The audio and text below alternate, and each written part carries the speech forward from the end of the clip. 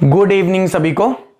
बच्चों एक बार फिर से मैं अमित कुमार आपका स्वागत करता हूं आपके अपने पसंदीदा यूट्यूब चैनल और इंडिया का नंबर 1 यूट्यूब चैनल, जिसके माध्यम से आपको एकमात्र ऐसा चैनल जहां पे आपको आपके अपने बोर्ड यानी कि 12th की कंप्लीट अकाउंट मिल रही है, वो भी पूरे ईमानदारी के साथ और इंग्लिश भी कंप्लीट कराई जा रही है और पीडीएफ व्यवसाय अध्ययन का भी दिया जा रहा है। ठीक है, आगे उनकी क्लासेस भी हम लोग करवा देंगे, परेशान नहीं होना है। हिंदी की ग्रामर की क्लास भी करवाई जा चुकी हैं। बच्चों हम लोग बात कर रहे हैं नए साझेदार प्रवेश चैप्टर के बारे में। अच्छा, सबसे पहले तो आप सभी को हैप्पी धनतेरस की बहुत बहुत हार्दिक शुभकामनाएं हो। ठीक है, तो वैसे तो शाम का समय है, सभी लोग ने मार्केट कर लिया होगा, फिर भी एक बार फिर से मैं कह रहा हूं कि ईश्वर माँ लक्ष्मी आप पर धन की भारी वर्षा करें और उस भारी वर्षा में थोड़ा सा छींटे हम पर भी आप लोगों की बरस जाएं धन की। ठीक है, तो इन्हीं शब्दों के साथ हम लोग आगे बढ़ते हैं। अच्छा, कल कुछ बच्चों का कमेंट आ रहा था कि सर कल क्लास क्यों नहीं हो पा रही है, सर ये ऐप का क्या इशू है, कैसा है। देखो यार, अगर मैंने कुछ बताया है तो उसका कुछ कॉन्सेप्ट होगा ना। आप लोगों को जो वीडियो दी जा रही है प्लेलिस्ट, वो प्लेलिस्ट कहीं ना कहीं तो स्टोर करना पड़ता है। अब ऐसा तो नहीं कि वो प्लेलिस्ट ऐसे ही आपको दे दी जा रही है। भाई हमारे वीडियो जो लाइव चलते हैं, लगभग 100-150 वीडियो हो चुके हैं, वो आपको पूरे अभी भी हैं, तो उसको स्टोर करना पड़ता है। स्टोर करने के लिए ऐप रखना पड़ता है और ऐप के लिए पेमेंट करना पड़ता है भैया मेरे, तब जाके वो सारे वीडियो रिकॉर्डेड भी आपके पास पड़े रहते हैं। अगर वो नहीं करेंगे तो रिकॉर्डेड वीडियो डिलीट हो जाएंगे, वो नहीं सपोर्ट कर पाएंगे, तो फिर पुरानी कौनो क्लास ना देख पाओगे। अच्छा, पूछ भी वो बच्चे रहे थे कि सर क्लास क्यों नहीं है, कैसे है, आज क्यों नहीं हो पाई। इतने सारे वीडियो पड़े हैं पुराने, सारी पूरी क्लासेस नहीं देखी होगी, बैच लिया बस होगा। मतलब उनका काम ही यही है कि वो देखे कि सर डेली पढ़ाते हैं कि नहीं पढ़ाते हैं, है ना। अरे नालायक, जब मैं यहाँ पे बैच परचेज आपने किया हुआ है, मैंने बैच बेचा हुआ है तो डेली पढ़ाने के लिए किया हुआ है। अब कभी कभार कुछ ऐप का इश्यू हो गया, कभी सर्वर का इश्यू हो गया, तो उसमें हम थोड़ी रिस्पॉन्सिबल हो सकते हैं, है ना। और मतलब पढ़ने वाला बच्चा नहीं देखता, उसको पता है कि कुछ प्रॉब्लम होगी तभी सर ने क्लास नहीं ली होगी। जो नहीं पढ़ता है, जिसका मतलब इतने मतलब 1 महीने से बैच लिया होगा, 2 वीडियो भी नहीं देखा होगा ढंग का, लेकिन वो ये जरूर देख रहा होगा कि आज क्लास हुई कि नहीं हुई, दोनों क्लास सर ने करवाई कि नहीं करवाई। ठीक है, तो चलो ठीक है, इसके बाद इंग्लिश की भी क्लास होगी। हाँ बच्चों, हम लोग नए साझेदार प्रवेश चैप्टर के बारे में बात कर रहे हैं और नए साझेदार प्रवेश चैप्टर का एक कॉन्सेप्ट बचा हुआ है, वो है पूंजी का समायोजन। वो है पूंजी का समायोजन। उस कॉन्सेप्ट को हम लोग कल करके आज इस चैप्टर को खत्म करेंगे। मतलब कल बस और चलेगा, तो आपका इंतजार खत्म होता है, परसों से हम लोग नए चैप्टर की शुरुआत करेंगे। ठीक है, अब थोड़ा सा स्पीड को हम लोग आगे बढ़ा देंगे अगले चैप्टर से। ठीक है, ये चैप्टर थोड़ा सा कठिन था बच्चों, ये चैप्टर ज्यादा दिन तो चलना ही था। ज्यादा दिन इसलिए चलना था क्योंकि चीजें यहाँ पे मैंने डिटेल से बताई है। मैंने ऐसा बता दिया कि जीवन में दोबारा आपको पढ़ने की जरूरत नहीं पड़ेगी। या तो मैं जल्दी जल्दी में खत्म कर देता, आधी अधूरी बात बताता, आधी थ्योरी बताता, आधा सवाल बताता, या तो मैं थ्योरी एक भी ना बताता, सवाल बताता, तो मेरा तो जल्दी खत्म हो जाता। लेकिन हमें जल्दी नहीं खत्म करना है ना, हमें पूरा कॉन्सेप्ट क्लियर करके खत्म करना है ना। सही बात। चलो ठीक है, जल्दी खत्म कर दें, चीजें आपको बनेगी नहीं तो क्या करेंगे। अच्छा, क्वेश्चन नंबर 39 तक हो चुका था। 40 आपको बिल्कुल भी नहीं लगाना है क्योंकि 40 में एंट्री है, एंट्री बिल्कुल नहीं आएगी। 41 नंबर में पूंजी का समायोजन है और पूंजी का समायोजन जब हम लोग पढ़ेंगे तब करेंगे। ध्यान से, अगर आपके पास बुक है आप 41 देख सकते हो। लास्ट लाइन में लिखा हुआ है कि साझेदारों की पूंजी हनुमान की पूंजी के अनुपात में समायोजित की जाए, यानी ये पूंजी का समायोजन है जो वास्तव में 43 नंबर के बाद आया है। ठीक है, तो आज हम लोग पढ़ेंगे क्वेश्चन नंबर 42 और क्वेश्चन नंबर 43। आज हम लोग पढ़ेंगे क्वेश्चन नंबर 42 और क्वेश्चन नंबर 43। ठीक है, और उसके बाद हम लोग पूंजी के समायोजन की थोड़ा सा थ्योरी बात करेंगे कल, और कल ही हम लोग क्वेश्चन नंबर 41 को भी पढ़ेंगे और उसके आगे जो भी पूंजी के समायोजन का कॉन्सेप्ट है उसको करेंगे।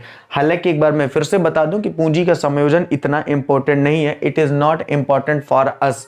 ये आपके लिए बिल्कुल भी इंपॉर्टेंट नहीं है, ना ही आपके एग्जाम के लिए इंपॉर्टेंट है, लेकिन एक दिन का है थोड़ा सा, तो क्यों उसको भी छोड़ा जाए, उसको बता ही दिया जाए ताकि दिमाग में वो चीजें रहें। ठीक है, अब देखो क्वेश्चन नंबर 42 पे आते हैं। बिल्कुल बच्चा, चीजों को आगे आगे धीरे धीरे जल्दी ले जाएंगे, परेशान मत हो प्लीज। मैंने आपसे बताया ना कि मुझे टेक अ टाइम, थोड़ा सा समय दीजिए। आपके दिसंबर तक में एक आध चैप्टर बच गया तो बच गया, 2 चैप्टर छोटे छोटे अगर बच गए तो बच गए, वरना दिसंबर तक में पूरी अकाउंट में खत्म कर दूंगा। और वो खत्म ऐसे नहीं कर रहा हूं, खत्म 2 तरीके का होता है ना भाई। एक होता है कि 1 बाल्टी पानी है, मुझे खत्म करना है, मैंने आधी बाल्टी से अधिक पानी अड़ा दिया, थोड़ा सा पी लिया, मैंने बोला बाल्टी का पानी खत्म हो गया। एक होता है मुझे पूरी बाल्टी को पीना है, अब पूरी बाल्टी एक साथ तो पी नहीं सकते ना, थोड़ा थोड़ा पिएंगे। तो ये पूरी अकाउंट को अगर मुझे ऐसे ही खत्म करना होता तो आधा अधूरा छोड़ करके भाग जाता, आधा पढ़ा देता, खत्म हो जाती जल्दी से। लेकिन ऐसा मैं बिल्कुल नहीं कर सकता हूं, क्योंकि मैं पढ़ाई के साथ और आपके भविष्य के साथ समझौता नहीं कर सकता हूं, पैसे के साथ भले समझौता कर लूं। ठीक है, तो चलिए ठीक है, क्वेश्चन नंबर 42 सर लगा दीजिए। क्वेश्चन नंबर 42 ध्यान से देखो बच्चा, क्वेश्चन नंबर 42 को दिया हुआ है चंदर तथा दामिनी एक फर्म में साझेदार थे। अच्छा, जिन लोगों ने इसके पुराने वीडियो नहीं देखे हुए हैं साझेदार के प्रवेश के, वो पुराने वीडियो देख के आओ तो ये वीडियो समझ में आएगा। ठीक है, वरना आपको हार्ट अटैक की प्रॉब्लम हो सकती है यदि आपने डायरेक्टली इस वीडियो को देख लिया तो, क्योंकि पल्ले तो कुछ पड़ेगा नहीं। चंदर तथा दामिनी एक फर्म में साझेदार थे तथा लाभ हानि बराबर बांटते थे, उनका लाभ विवरण बराबर था। 31 मार्च 2017 को उनका स्थिति विवरण इस प्रकार से बना हुआ था, ध्यान से देखो, स्थिति विवरण बना हुआ है चंदर और दामिनी का। एलिना नए साझेदार बन के आती है 1/5 भाग के लिए। एलिना 3 लाख रुपया की पूंजी लाती है और ख्याति लाती है 50,000 रुपये की। बच्चों याद रखना, ख्याति लाती है 50,000 रुपये की, लेकिन ख्याति के बाद जो शब्द दिया हुआ है उस शब्द को गौर करिएगा। ख्याति के बाद शब्द दिया हुआ है कि आधी, जिसकी आधी यानी 50,000 की आधी कितनी होगी, 25,000। क्वेश्चन समझते जाना बच्चा, ठीक है। 25,000 चंदर व दामिनी आहरण कर लेंगे, मतलब ये अपनी आधी राशि ले जाएंगे। अब 50,000 का 25,000 हो गया, 25,000 का आधा आधा ले जाएंगे। 25,000 का आधा यानी 12,500 और 12,500, वो 2 का मैटर है, पार्टनर्स कैपिटल का यहाँ से कोई मतलब नहीं है। आगे दिया हुआ है कि देनदारों का लेखा नहीं किया गया था, फर्नीचर का 10% कम किया गया, प्राप्त बिल देनदारों पर डूबत ऋण 5% संचय करना है, भूमि का मूल्य 20% बढ़ाना है, फर्म के विरुद्ध क्षतिपूर्ति एक दावा था जिसके लिए 8,000 की देयता का सृजन किया गया था, पुनर्मूल्यांकन खाता और साझेदारों के पूंजी खाता बनाइए। बिल्कुल बेटा इसी तरीके का क्वेश्चन आएगा, मतलब लिखा हुआ, जिसमें एक आध कॉन्सेप्ट तो जरूर नए होंगे। ये क्वेश्चन आप हल्के में मत लेना, ये जो 42 और 43 नंबर के क्वेश्चन है इनको हल्के में बिल्कुल भी मत लीजिएगा, क्योंकि इसमें मोस्टली क्या कॉन्सेप्ट, मोस्टली वो कॉन्सेप्ट जो लास्ट में दिया हुआ है, मतलब गैर अभिलेखित दायित्व और गैर अभिलेखित संपत्तियां। हालांकि इसके बारे में हम लोग चर्चा कर चुके हैं। क्या चर्चा कर चुके हैं? हमने आपको बताया कि यदि कोई ऐसा दायित्व है जो पहले पुस्तकों में नहीं दिया हुआ है, जो पहले पुस्तकों में नहीं दिया हुआ, लेकिन बाद में यदि देय होने की संभावना आ गई है, तो उसको हम लोग किधर लिखते थे? डेबिट में लिखते थे। क्यों लिखते थे भाई? दायित्व एक भी नहीं था और दायित्व बढ़ गया, यानी फर्म की क्या हुई? हानि, और फर्म की हानि हुई है तो रिवैल्यूएशन के डेबिट में आता है। बच्चा डायरेक्ट आपके क्वेश्चन पूछा जाएगा ऑब्जेक्टिव में कि यदि कोई ऐसा दायित्व जिसके बारे में कुछ भी नहीं कहा गया था पुस्तकों में, जिसका पुस्तकीय मूल्य नहीं दिया हुआ था, लेकिन यदि वह अभिलेखित है, यदि वो वर्तमान में है, तो निश्चित रूप से उसका लेखा कहां होगा? तो बोले रिवैल्यूएशन के डेबिट में होगा। और यदि कोई ऐसी संपत्ति जो नई सृजित की गई हो, जो इसके पहले अभी तक नहीं थी, यदि उसका लेखा करना है तो क्रेडिट में करेंगे, क्योंकि वो हमारी आय है और एक भी हमारा दायित्व तो नहीं था और बढ़ गया तो वो हमारा सिंपल सी बात है हानि है। अब देखो ये छोटी छोटी सी चीजें मैं यहां पे तुमको बताऊं अच्छी बात नहीं है, क्योंकि ये सारा कॉन्सेप्ट मैंने तुमको पहले ही बता रखा है। अब यदि पहले ही बता रखा है तो सिंपल सी बात है आपका कॉन्सेप्ट एकदम क्लियर है। अब इस चैप्टर के लास्ट टाइम पे आके अगर मैं इन बातों को आपको बताऊं तो फिर तो धिक्कार है आप पे भी और मुझ पर भी। चलो ध्यान से देखो, 5,000 के देनदारों का लेखा नहीं किया गया था। अब बच्चा यहीं पे गलत करेगा। देखो देनदार ऊपर कितने के हैं? बोले 75,000 के हैं, और 5,000 और हो गए हैं जिनका लेखा नहीं किया गया था। इसका मतलब सिंपल सी बात है देनदारों में क्या हुई है? बोले वृद्धि हुई है। कितने की वृद्धि हुई है? 5,000 की। अब काफी सारे बच्चे यहां पे मेरे से पूछेंगे सर ये 5,000 क्या पुस्तकीय मूल्य दिया हुआ है? जी नहीं। क्या ये बाजार मूल्य दिया हुआ है? जी नहीं। बस ये मूल्य है कि जितने भी देनदार थे उनमें 5,000 की वृद्धि हो गई है, क्योंकि उनका लेखा हुआ नहीं है, 75 से 80 हो गए हैं, तो 5,000 की वृद्धि हुई तो किधर आएगा? बाई में आएगा। ठीक है, तो सॉरी 2 कहां से लिख दिया भाई? बाई डेप्टर्स होगा, सॉरी बाई डेप्टर्स होगा। ठीक है, कितना होगा? बाई डेप्टर्स, बाई डेप्टर्स होगा। कितना हो जाएगा? बोले बाई डेप्टर्स हो जाएगा 5,000 रुपया। कोई दिक्कत यहां पे? ठीक है, देनदारों का लेखा नहीं किया गया था, मतलब 5,000 का देनदार का लेखा हमें करना चाहिए था जिसका हमने नहीं किया था, तो सिंपल सी बात है 5,000 का देनदार है क्या? बोले देनदार संपत्ति है, देनदार संपत्ति है, संपत्ति में वृद्धि हुई तो बाई में आएगा। अगले क्वेश्चन पे आओ, मतलब अगले कॉन्सेप्ट में फर्नीचर को 10% से कम करना। ध्यान से देखो फर्नीचर कितना दिया हुआ? 2 फर्नीचर। क्या दिया हुआ है? 2 फर्नीचर। फर्नीचर की राशि कितनी दी है क्वेश्चन पे? बोले फर्नीचर की राशि क्वेश्चन पे दी है 1,10,000। बच्चा 1,10,000 का यदि 10% कम करोगे तो मेरे हिसाब से 11,100 आएगा। 1,10,000 के यदि 10% कम करोगे तो मेरे हिसाब से 11,100 क्यों आएगा? 11,000 आएगा, सॉरी 11,000 आएगा। कितना आएगा? 11,000 आएगा। ठीक है, 10% कम करना है ना। ठीक, आगे बोला हुआ है कि आगे बोला हुआ है कि प्राप्य बिलों व देनदारों पर डूबत ऋण संदिग्ध ऋणों के लिए संचय करना है। प्राप्य बिल पर भी है, टू बिल्स रिसीवेबल पर भी है और टू डेबिटर्स भी है।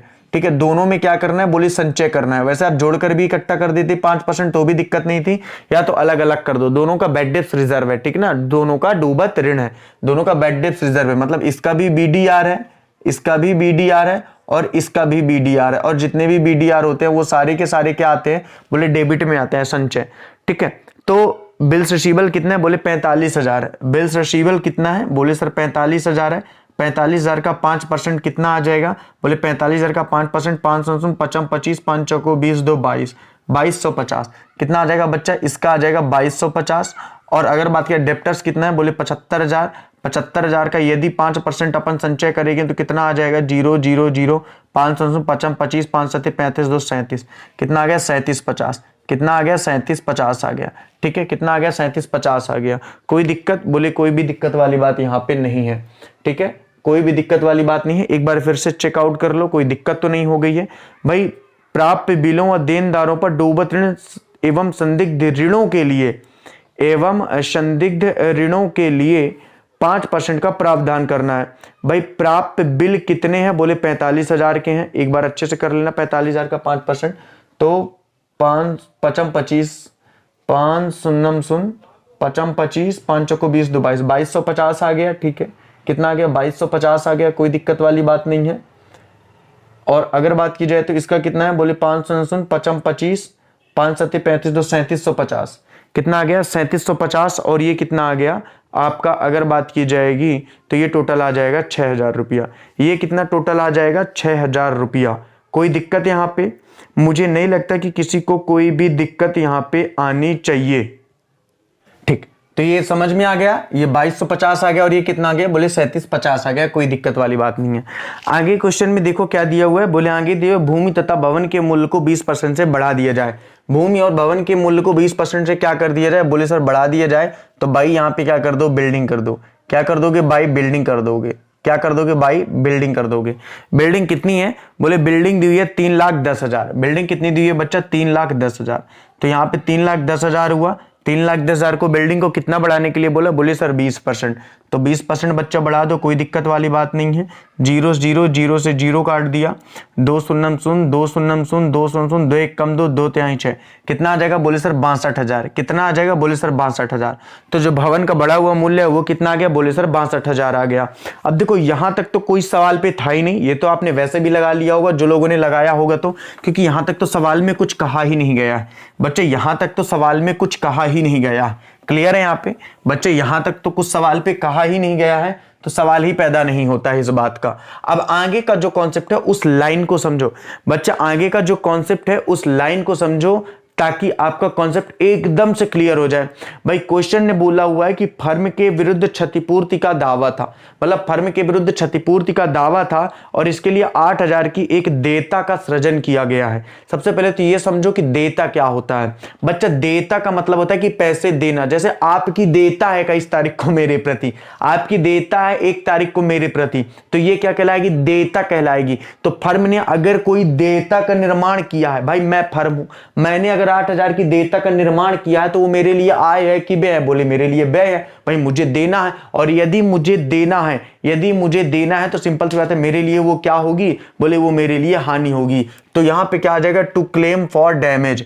टू क्लेम फॉर डैमेज यानी कि क्षतिपूर्ति के लिए, टू क्लेम फॉर डैमेज यानी कि क्षतिपूर्ति के लिए एक देयता का निर्माण किया गया है जो कितना है, 8,000 है। कितने का, 8,000 है। देखिए एक ही चीज समझ लीजिए कि ऐसा कोई भी दायित्व जो नया निर्मित किया गया है और फर्म को चुकाना है वो फर्म की हानि होगी, दैट्स वाई जो किधर आएगी, डेबिट में आएगी। ये एक दायित्व है जो फर्म को चुकाना है 8,000 रुपया, दैट्स वाई ये डेबिट में आई। मुझे नहीं लगता कि यहां पे किसी को भी किसी प्रकार की कोई समस्या आने वाली है। ठीक है, मुझे नहीं लगता कि किसी को भी ये समस्या आने वाली है। ध्यान से जल्दी से ऐड कर दो। ये कितना आ गया, बोले ये आ गया 67,000। कितना आ गया, बोले ये आ गया 67,000। किधर का योग ज्यादा है, बोले उधर का योग ज्यादा है, तो यहां पे बच्चा to profit and loss account होगा। कुछ किताबों में इसका आंसर गलत दिया हुआ है तो इसको मैच कर लेना, ये करेक्ट आंसर होगा। ठीक है, परेशान मत होना। ठीक है, इनको ऐड करो जल्दी से, तो ये कितना आ जाएगा 19,000 आ जाएगा। कि कल से मैसेज करोगे सर उत्तर नहीं मैच कर रहा है। 0 5 5 10 7 2 9 1 10 3 2 5 1 6 कितना आ जाएगा बच्चा, तो ये आ जाएगा 25,000। कितना आ गया 25,000। अब 25,000 में से 67,000 घटाओ, सॉरी 67,000 में से 25,000 आप माइनस करो, क्या हो जाएगा। बोले जब आपने ऐसा किया तो 0 0 0 7 में 5 गए 2, 6 में 3 गए, कितना हो जाएगा, सॉरी 6 में 2 गए 4, 42,000। कितना आ जाएगा, बोले सर ये आ जाएगा 42,000। कितना आ जाएगा 42,000। कितना आ जाएगा 42,000। अगर आपकी बुक में 42,000 नहीं दिया हुआ है, हो सकता है 42,000 नहीं दिया होगा, तो फिर आप 42,000 वहां पे कर लेना, ठीक है, उसे आप 42,000 कर लेना। इस बात को नोट कर लो, ठीक है, इस बात को नोट कर लो, क्योंकि क्वेश्चन पे दो चीजें हो सकती थी, या तो जो उसने दिया हुआ है जो बिल्स रिसीवेबल 45,000 है वो 45,000 ना रहा होगा, या तो जो डेप्टर्स है वो 75,000 ना रहा होगा, कुछ आगे पीछे रहा होगा जिसके कारण वहां पे मिसप्रिंट रही होगी। हमने जो क्वेश्चन उठाया है हमारे में संदिग्ध मतलब बिल्स रिसीवेबल 45,000 दिया हुआ है और डेप्टर्स 75,000 दिया हुआ, उसके हिसाब से ये आंसर सही है। समझ गए बात को। अब बाकी जो क्वेश्चन ने दिया उसमें किसी को शायद 500 उसने बढ़ा के दिया था जो कि मिस प्रिंट के कारण नहीं है, लेकिन अपन को कोई दिक्कत नहीं है भाई, पेपर में जैसा आएगा हम उसी तरह 5% निकाल देंगे। सवाल थोड़ी है इस बात का कि कैसे निकलेगा, समझ पा रहे हो कि नहीं समझ पा रहे हो, ठीक है। तो एकदम से इतना तो लॉजिक लगा लिया करो। ध्यान से देखो, चंदन, चंदर और दामनी, तो यहां पे बांट दो चंदर और दामनी में, ठीक है, चंदर और दामनी, ठीक है। एक बार फिर से मैं बोल रहा हूं कि आपके किताब में इसका उत्तर गलत दिया हुआ है। वैसे उत्तर गलत नहीं दिया हुआ है, प्रश्न ही गलत दिया हुआ था। जहां पे बिल्स रिसीवेबल आपका 45,000 दिया हुआ है वो वास्तव में 45 नहीं था, उससे ज्यादा था, लेकिन जो कि यहां पे जो लिखा हुआ मैंने उस हिसाब से इसका आंसर कर दिया। तो आप उसको माइंड नहीं करिएगा, इसका आंसर ये लिख लीजिएगा वहां पे काट के 42,000। और जिनके किताब में 45,000 रुपये बिल्स रिसीवेबल नहीं है और डेप्टर्स 75,000 नहीं है, तो फिर वो अपना लगा लेंगे, उसका उत्तर वही आएगा जो क्वेश्चन का आंसर दिया होगा, ठीक है। अब इस 42,000 को बांट दो, साझेदार बराबर बराबर बांटते हैं, तो चंदर को दे दो 21,000 और दामनी को भी दे दो कितना 21,000। क्लियर है यहाँ पे, ओके, कोई डाउट नहीं है, ठीक है। अब इसके बाद मैं समझ सकता हूं कि काफी सारे बच्चों ने ये सवाल लगा लिया होगा, बस उसको यही डाउट हो गया होगा आंसर वाला, ठीक है। हालांकि ये मुझे पहले ही बता देता, मैं मैसेज में पूछ लेते तो बता देता मैं कि सर इसका आंसर क्यों नहीं आ रहा, ठीक है। Partners capital account, partners capital account बना लेते हैं जल्दी से। पार्टनर्स कैपिटल अकाउंट थोड़ा सा इसका इंपॉर्टेंट है, क्या कॉन्सेप्ट है उसके लिए मैंने इसको बनाया हुआ है, ठीक है। क्योंकि ये जो बीच में क्वेश्चन ने बोल दिया है कि आदि ख्याति क्या कर देते हैं, आहरण कर लेते हैं पुराने साझेदार, तो ए चंदन, चंदर, दामनी और एक और किसी का नाम है, देख लेते हैं कौन है नया साझेदार, पार्टिकुलर, ये हो गया, ठीक है। नाम क्या है, चलो नाम भी लिख लेते हैं, date, particular, particular, Chandar,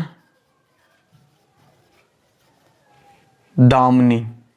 boring हो गए होगे वैसे ये चैप्टर पढ़ते पढ़ते, है ना, थोड़ा सा बोरिंग चैप्टर था ही, लेकिन हालांकि आपको समझ में आ गया होगा। अब क्या करें भैया, पढ़ाना तो सब है, पढ़ना तो सब है। डेट, पार्टिकुलर,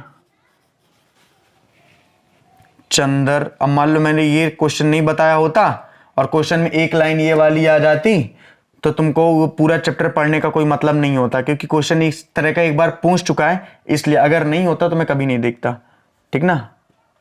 एलिना, ठीक। तो इसलिए छोटे छोटे कॉन्सेप्टों को याद करना बेहद ही जरूरी है। अगर आपने इतनी मेहनत करके और इतने दिनों तक इस चैप्टर को सुना, तो इसको भी सुन लोगे तो कुछ बिगड़ नहीं जाएगा भैया तुम्हारा, ठीक है। एलिना, इलीना है, सॉरी, ई कर दो यहां पे, ठीक है। चलो अब यहां पे सबसे पहले क्या करना है, बोले बाई बैलेंस बीडी कर दो, by balance BD. By balance BD में उनकी पूंजी कितनी दी है, बोले उनकी पूंजी दी है 2,50,000 और 2,16,000। कितनी है, 2,50,000 और 2,16,000, ठीक। बाई कैश कितना दिया हुआ है, बोले सर बाई कैश अकाउंट में दिया हुआ है, बाई कैश अकाउंट में एलिना का दिया हुआ है, एलिना 3 लाख रुपये की पूंजी लाती है, तो एलिना की पूंजी कितनी है, बोले 3 लाख रुपया है। आगे अगर बात की जाए तो by premium for goodwill, by premium for goodwill, premium for goodwill है 50,000, 50,000 को दोनों में बांटेंगे तो इसको कितना आएगा, बोले 25,000 और इसको कितना आएगा 25,000। अब ये मैं नहीं बताऊंगा कहां से आया, नालायक वजह से, ठीक है। और क्या दिया हुआ है, बोले रिवैल्यूएशन का प्रॉफिट है तो रिवैल्यूएशन प्रॉफिट लिख दो बाई रिवैल्यूएशन प्रॉफिट। कितना है, बोले 21,000 और 21,000, 21,000 और 21,000। कोई दिक्कत वाली बात नहीं है, यहां पे इसको बंद कर दो। एक चीज यहां पे जरूर आ गई थी, टू कैश, या टू कैश भी लिख सकते हो या टू ड्राइंग भी लिख सकते हो, इसमें कोई दिक्कत नहीं यहाँ पे, क्योंकि वो ख्याति को ले जा रहे हैं, दैट्स वाइज कैश ज्यादा सही रहेगा। अगर उन्होंने पैसे आहरण किए होते तो ड्राइंग लिखना ज्यादा सही होता, लेकिन चूंकि वो ख्याति को ही आधा वापस, आहरण का मतलब क्या हो रहा है, वो निजी प्रयोग के लिए लिए जा रहे हैं, तो यहाँ पे ड्राइंग या कैश दोनों लिख लोगे, क्योंकि ख्याति को लिए जा रहे हैं इसलिए ऐसा कर सकते हैं, क्योंकि ख्याति तो उन्हीं की है भाई। नया साझेदार जो ख्याति लाता है वो पुराने साझेदारों को ही तो मिलती है, सिंपल सी बात है। अब उसका प्रयोग चाहे वो निजी कार्य के लिए करे चाहे ऑफिस प्रयोग के लिए करे, उन्होंने कोई फर्म से कोई ख्याति ली हुई है, उन्होंने फर्म से ख्याति नहीं ली हुई है भैया, उन्होंने जो नया साझेदार की ख्याति थी ना उसको लिया हुआ है, और वो ख्याति तो पुराने साझेदारों को ही है। क्यों पुराने साझेदारों की है, क्योंकि आप सबने पढ़ रखा है कि नई साझेदार के द्वारा जो ख्याति लाई जाती है वो पुराने साझेदारों में त्याग अनुपात में बांट दी जाती है। और बच्चा पुराने अनुपात में इसलिए ही तो बांटी जाती है क्योंकि नया साझेदार पुराने साझेदार अपने लाभ का हिस्सा पुराने नए साझेदार के प्रति क्या करते हैं, समर्पित करते हैं, ठीक है। इनको जोड़ लो जल्दी से, ये 25,000 है, ये टोटल आ जाएगा 2,75,000 और 2,75,000 और 20 कितना हो जाएगा, 2,91,000। ऐड कर लो भाई एक बार, 5 1 91 नहीं भाई, 2,96,000 हो गए है ना, 2,96,000। देख लो 5 1 6 2 2 4 5 4 9, ठीक है, 2,96,000 हो जाएगी।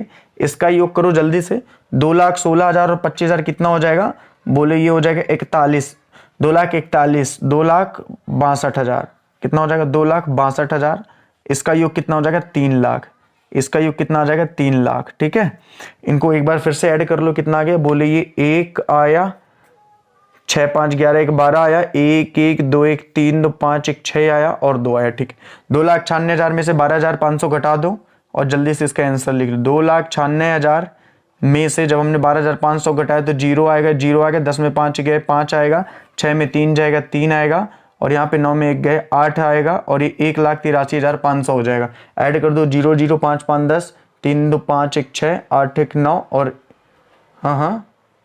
2 लाख, सॉरी 2,83,500 आएगा, 2 लाख, ठीक है, 2,83,500 आएगा, करेक्ट है ना। 0 0 5 5 10, 3 2 5 1 6 और 8 2, गड़बड़ कर रहा हूँ क्या, अरे भाई घटा लो यार, बाई मिस्टेक ना हो जाए। 2,96,000 माइनस का कितना है, 12,500 है, तो 0 0 10 में 5 गए 5, 6 में 3 गए 3, 9 में 1 गए 8, हाँ ठीक है, 2,83,500, ठीक है।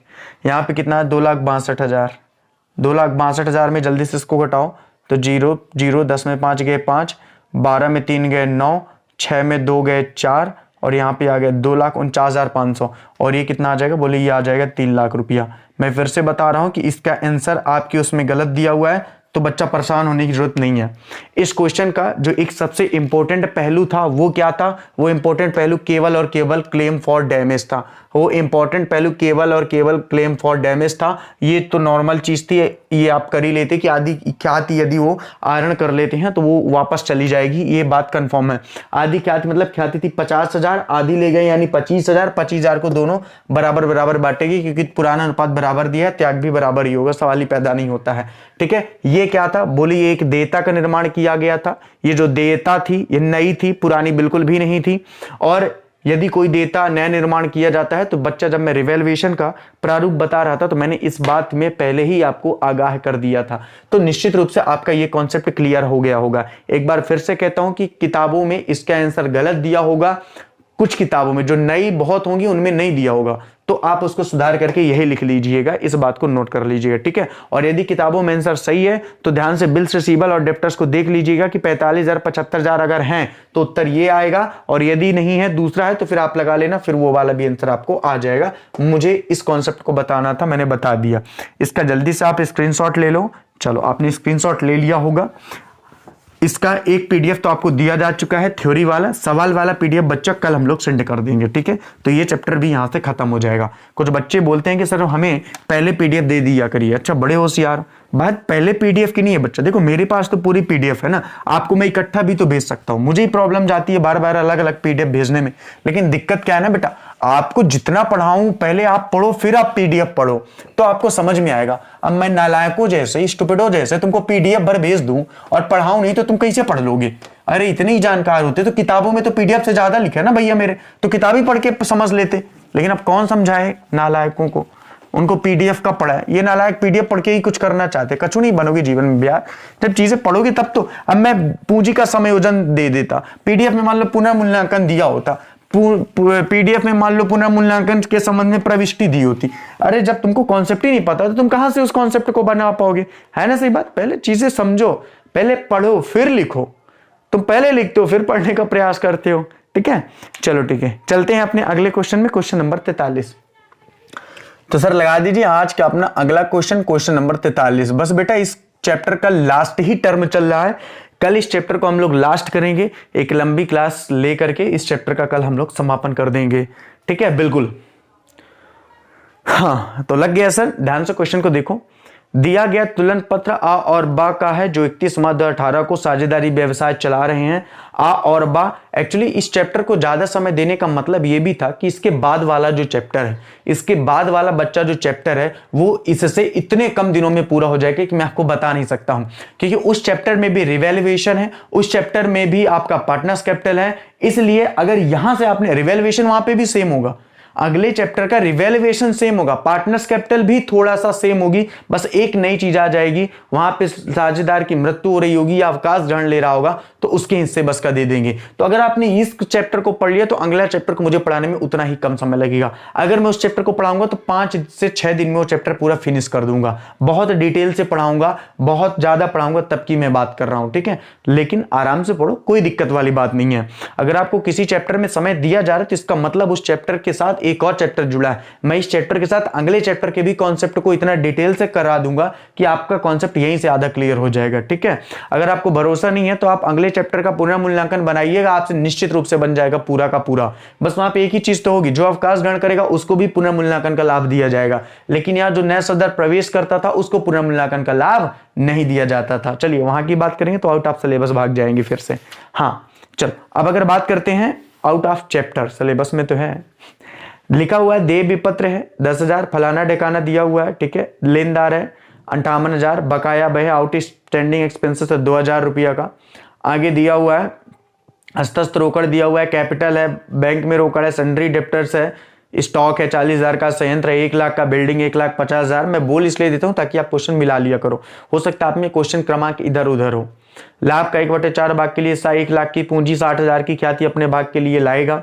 संयंत्र का मूल्य 1,20,000 आंका गया, भवन के मूल्य में 10% की वृद्धि हुई। सबसे इंपॉर्टेंट लाइन, स्टॉक का मूल्य 4,000 अधिक पाया गया, स्टॉक का मूल्य 4,000 अधिक पाया गया। ये सबसे इंपॉर्टेंट लाइन है इस चैप्टर बस की, क्योंकि नॉर्मल चीज तो आप सबसे बन गई है, बस इसको समझना है।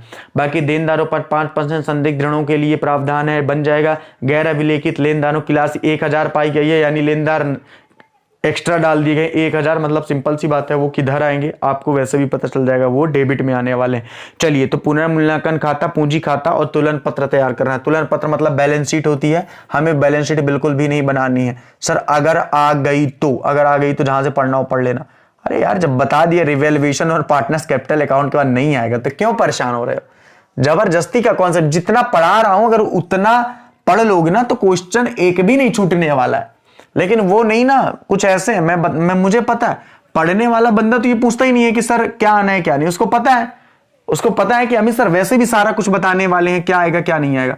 लेकिन जो नहीं पढ़ने वाले हैं, कुछ स्टूपिड भरे हुए हैं, उनको मतलब किसी से नहीं, उनको मतलब यही है कि सर आपने इसको क्यों नहीं बताया, नहीं बनता था मेरे से। ऐसे महानुभाव लोग हैं। चलो संयंत्र का मूल्य 1,20,000 आंका गया। संयंत्र ऊपर कितना दिया हुआ है, बोले 1 लाख का, नीचे कितना है 1,20,000 का, मतलब सिंपल सी बात है मशीनरी में 20,000 की वृद्धि हुई है। कितने की वृद्धि हुई है, बोले मशीनरी में 20,000 की वृद्धि हुई है। कितने की मशीनरी में वृद्धि हुई है, बोले 20,000 की वृद्धि हुई है, तो बाई मशीनरी हमने लिख दिया 20,000, कोई दिक्कत नहीं है। भवन के मूल्य में 10% की वृद्धि हुई है। भवन कितनी है 1,50,000, 1,50,000 का 10% बढ़ाएंगे तो कितना आ जाएगा 15,000। तो बाई बिल्डिंग बच्चे कितना हो जाएगा, बोले बाई बिल्डिंग हो जाएगा 15,000। बाई बिल्डिंग बच्चा कितना हो जाएगा, बोले ये हो जाएगा 15,000। आगे यदि बात की जाए तो क्या करना है, बोले आगे यदि बात की जाए तो हमें करना है स्टॉक के मूल्य 4,000 अधिक पाया गया, यानी कि जितना भी स्टॉक दिया हुआ था यानी 40,000 का, उसमें 4,000 का स्टॉक अधिक पाया गया। अब इसका मतलब क्या, बोले इसका मतलब तो साफ है ना, इसका मतलब तो साफ है ना कि स्टॉक का मूल्य 36,000 था। भाई बैलेंस शीट में स्टॉक कितना का दिया हुआ है, 40,000 का। अगर क्वेश्चन बोला कि स्टॉक का मूल्य 4,000 अधिक पाया गया है, नहीं पाया गया था, तो कहां था, बोले 36,000 था, तो यानी 4,000 की क्या हुई है, बोले सर कमी, तो टू स्टॉक होगा 4,000। अब यहीं पे बच्चा क्या सोचेगा कि स्टॉक का मूल्य 4,000 अधिक हुआ नहीं है यार, अधिक पाया गया, अधिक है या अधिक होगा, बड़ा अंतर है। अगर होता स्टॉक का मूल्य 4,000 अधिक हुआ है तो सीधे 4,000 लिख देते बाई में। अगर स्टॉक का मूल्य 4,000 अधिक पाया गया, कहां अधिक पाया गया, बोले चिट्ठे में जो स्टॉक दिए हुए थे 40,000, उनमें 4,000 स्टॉक अधिक पाया गया, यानी वास्तव में स्टॉक की कीमत 36,000 हो गई। इस लाइन को बार बार पढ़ के जाना क्योंकि यह आपको तकलीफ देगा। स्टॉक का मूल्य 4,000 अधिक पाया गया, कहां से, बोले जो चिट्ठे दिए हुए थे उसमें 4,000 अधिक पाया गया है, जबकि वास्तव में वो 36,000 के थे, तो कमी हुई थी, तो टू स्टॉक आ गया 4,000 रुपये। इस बात को याद रखना, इसी के लिए मैंने इस दोनों सवालों को बताया है। आगे देखो, देनदारों पर 5% संदिग्ध ऋण है। देनदार कितने हैं, बोले देनदार हैं आपके, देनदार आपके कितने हैं, बोले सर देनदार हैं 60,000 के। 60,000 का 5% करोगे कितना आ जाएगा, 3,000। तो बैड डेब्ट रिजर्व या डेप्टर्स भी आप लिख सकते हो, तो बैड डेब्ट रिजर्व कितना हो जाएगा, बोले ये हो जाएगा 3,000। कितना हो जाएगा, बोले ये हो जाएगा 3,000, कोई दिक्कत वाली बात नहीं है। गैर अभिलेखित लेनदारों की राशि 1,000 रुपया पाई गई है। टू क्रेडिटर्स अनरिकॉर्डेड, मैंने आपसे पहले ही बताया है कि अगर कोई ऐसा दायित्व है जो रिकॉर्ड में नहीं है तो उसको, अगर वो दायित्व है तो सिंपल सी बात है उसको अपन कहां लिखेंगे, डेबिट में लिखेंगे। अगर वो संपत्ति होता अनरिकॉर्डेड तो किधर आता, क्रेडिट में आता। अब अगर ये भी आपको बताना पड़ रहा तो बड़े धिक्कार वाली बात है। पहले ही बता रखा हूं कि यदि कोई ऐसा दायित्व है जिसका निर्माण किया गया है, अनरिकॉर्डेड है, तो 2 में आएगा। अगर कोई संपत्ति है जो अनरिकॉर्डेड है आ गई है तो 22 में आएगा। ये कॉन्सेप्ट आपको बहुत ही अच्छे तरीके से क्लियर हो चुका है। बच्चा आगे की यदि बात की जाए तो क्या करना है, बोले प्रॉफिट एंड लॉस निकाल देना है बस, और तो कुछ है ही नहीं। तो जोड़ करके जल्दी से घटा दो। इसका आप योग करोगे तो कितना आ जाएगा, बोले ये योग आ जाएगा 35,000। कितना आ जाएगा, बोले ये योग आ जाएगा 35,000। इस 35,000 में से जल्दी से इसको माइनस कर दो। 35,000 में इसको माइनस करोगे 9,000 को, तो आपका आ जाएगा ये 27, 28, 7 35 होता है 26,000। To profit and loss account कितना आ जाएगा, बोले to profit and loss account आ जाएगा 26,000 रुपया। ठीक है, कितना आ जाएगा, 26,000 रुपया। एक बार फिर से मैं बोल रहा हूं कि जो स्टॉक का मूल्य, एक बार 4 3 7 1 8 है क्या, सॉरी 27,000 आएगा, 27,000 रुपये। ठीक है, एक बार मैं फिर से बोल रहा हूं कि जो स्टॉक का मूल्य है वो 4,000 अधिक पाया गया। कहां अधिक पाया गया, तो बैलेंस शीट में। यदि मैं आपसे कहता हूं कि बैलेंस शीट में 40,000 रुपया की 40,000 रुपये का स्टॉक दिया हुआ है और नीचे लिख दिया इसमें 4,000 अधिक पाया गया, इसका मतलब ये था कितना, बोले 36,000 हो गया है। तो कितना कम है, बोले 4,000, और यदि 4,000 कम है तो बच्चा किधर आएगा, बोले 2 में आएगा। इसके बाद बच्चा आपको पार्टनर्स कैपिटल बनाना है, तो पार्टनर्स कैपिटल तो बहुत ही सरल है, सरलता से बन जाएगी। अब तो कोई दिक्कत पार्टनर्स कैपिटल में आप लोगों को कहीं होने वाली है नहीं। चलो जल्दी से बना देते हैं इसकी भी पार्टनर्स कैपिटल, और इसकी भी कहानी यहाँ पे खत्म करते हैं। ठीक है, साझेदार कौन कौन से थे, बांट दो उन साझेदारों को। नाम क्या साझेदारों से, ए है और बी है, ए है और बी है, तो यहाँ पे ए लिख दो, यहाँ पे बी लिख दो। अनुपात दिया हुआ है, किस अनुपात में बांटना है, बिल्कुल दिया हुआ है। क्या अनुपात दिया हुआ है, बोले सर अनुपात जो दिया हुआ है वो बांटने का दिया हुआ है 2:1, यानी 2/3। 3 9 27, 9 3 18, और यहाँ पे कितना आ जाएगा 9,000 रुपया। ठीक है, नया साझेदार सी होगा, A B C, date, particular, A B और सी। सबसे पहले अपन को क्या लिखना है, बोले बाई बैलेंस बीडी लिखना है। क्या लिखना है, बोले बाई बैलेंस बीडी लिखना है। बाई बैलेंस बीडी कितना दिया हुआ है, बोले बाई बैलेंस बीडी 1,80,000 और 1,50,000 है। 1,80,000 और 1,50,000 है, कोई दिक्कत वाली बात नहीं है। बाई कैश लिख दो जल्दी से। बाई कैश, कैश कितना ला रहा वो, बोले वो जो कैश ला रहा है वो ला रहा है 1,00,000 रुपया, तो 1,00,000 रुपया कैश लिख दो, कोई दिक्कत वाली बात नहीं है। आगे यदि बात की जाए तो क्या, बोले रिवैल्यूएशन प्रॉफिट है, आरपी का मतलब रिवैल्यूएशन प्रॉफिट 18,000 और कितना है, बोले 9,000 है। 18,000 और 9,000 है। उसके बाद अगर बात की जाए बेटा तो बाई प्रीमियम फॉर गुडविल है, पीजी का मतलब premium for goodwill. Premium for goodwill कितनी ला रहा है, 60,000। 60,000 को 2:1 में अगर तुम बांटोगे तो 2 3 दूनी 6, 20 दूना 40,000 और 20,000, कितना आएगा 40,000 और 20,000। आगे कुछ है ही नहीं। आगे कुछ बच्चा होगा ही नहीं तो कुछ बटेगा ही नहीं। बैलेंस शीट में देख लो, जनरल रिजर्व, रिजर्व फंड या प्रॉफिट एंड लॉस तो नहीं है कहीं पे, बोले कहीं पे भी नहीं दिया हुआ है, तो बस इसको जोड़ दो जल्दी से। तो यह जाएगा 2,80,000, सॉरी 5,80,000, 1,80,000, ये 40,000 है ना यार, 40,000 है, हाँ तो 40,000 ही तो लिखा हूँ। 2,20,000, 2,20,000 10 30, 2,38,000 ये आ जाएगा। इसको जल्दी से जोड़ दो तो 1,50,000, 1,70,000, 1,79,000 ये हो जाएगा, और ये हो जाएगा 1,00,000, ठीक है 1,00,000। तो 2,00,000 तो CD कितना आ जाएगा, टू बैलेंस CD कितना आ जाएगा 2,38,000, यहाँ पे कितना आ जाएगा 1,79,000, और यहाँ पे कितना आ जाएगा 1,00,000 रुपया, ठीक है। तो इस तरीके से करके ये कॉन्सेप्ट यहाँ पे खत्म हो गया। 2,38,000 आया होगा, 1,79,000 और 1,00,000, बिल्कुल मैं सही हूँ, कोई भी गलत क्वेश्चन नहीं है और ना ही गलत आंसर है, ठीक है। तो जीरो वगैरह देख लेना यार, एक ही लाख है, ठीक है। तो यहां से बच्चा ये कॉन्सेप्ट भी खत्म होता है। अब केवल आपकी एक क्लास बची हुई है, ओनली फॉर एक क्लास बची हुई है, जहां पे हम लोग बात करेंगे पूंजी के समायोजन के बारे में, जहां पे हम लोग बात करेंगे पूंजी का समायोजन। क्या है ये पूंजी का समायोजन, ये कितने प्रकार से किया जा सकता है, पूंजी के समायोजन के समय कैसे कॉन्सेप्ट होता है, किन में डिफरेंस पैदा होता है, कहां पे गणना होती है, इन सारे सवालों के जवाब, इसका स्क्रीनशॉट ले लो। इन सारे सवालों का जवाब जानने के लिए आपको कल तक का इंतजार करना पड़ेगा। बच्चा कल ये चैप्टर फिनिश हो जाएगा, कल ये चैप्टर वैसे आज फिनिश हो जाता, लेकिन कल की क्लास न हो पाने के कारण ये फिनिश नहीं हो पाया, ठीक है। तो कल ये चैप्टर फिनिश हो जाएगा और परसों से हम लोग चलेंगे नए चैप्टर में। बच्चा परसों से हम लोग चलेंगे नए चैप्टर में, बिल्कुल दिवाली दशहरा की अब कछु छुट्टी नहीं होने वाली है। मैंने बताया कि छुट्टी अब उसी दिन की होगी जिस दिन कुछ काम आएगा, बाकी मेरी नहीं होगी। इंग्लिश वाले सर हो सकता है अगर बिजी शेड्यूल रहा तो एक आध दिन की छुट्टी, एक दिन की छुट्टी उनको दे देंगे, ठीक है। चलो तो चलिए, आशा करता हूं कि आपको आज का वीडियो पसंद आया हो। अगर वीडियो पसंद आया तो लाइक की बटन जरूर दबा दिया करिए, और नहीं पसंद आया तो डिसलाइक की बटन दबा दिया करिए। कल हम लोग फिर मिलते हैं। एक चीज जरूर याद रखिएगा कि यहाँ पे जो मेन कॉन्सेप्ट है वो यही मैंने बताना था कि जो गैर अभिलेखित दायित्व हैं उनका लेखा 2 में होता है, जो गैर अभिलेखित संपत्ति हैं उनका लेखा 22 में होता है। बाकी सारी बातें सेम थी। तो चलिए कल फिर मिलते हैं, तब तक के लिए आप सभी लोगों को शुभ रात्रि, और फिर से एक बार हैप्पी धनतेरस। और दिवाली को तो अपन मिलेंगे, परेशान मत हो, ठीक है, ओके। तो ये 2 कॉन्सेप्ट आप याद रखना, जो 4000 अधिक आंका गया क्योंकि उस टाइप का क्वेश्चन एग्जाम में पूछा गया है। मैं फिर से बता रहा हूं, 4000 अधिक पाया गया, 4000 से अधिक हुए, इस तरह के कॉन्सेप्ट हो चुके हैं। इनको अच्छे से पढ़ना, क्योंकि मैं पूरा, आप सोचो कि मैं इतने दिन पढ़ा दिया, अगर इन 2 क्वेश्चनों को मैं नहीं पढ़ाता और वहीं के एक कॉन्सेप्ट उठ के आ जाता तो आपसे तो नहीं बनता ना। तो क्या मतलब इतने पुराने दिन पढ़ने का। इसीलिए बता रहा हूँ, इंपॉर्टेंट कुछ भी मत छोड़ो, गैर इंपॉर्टेंट भले 1000 छोड़ दो, कोई दिक्कत नहीं है, ठीक है बेटा। तो चलो कल फिर मिलते हैं हम लोग, तब तक के लिए बाय एंड गुड नाइट।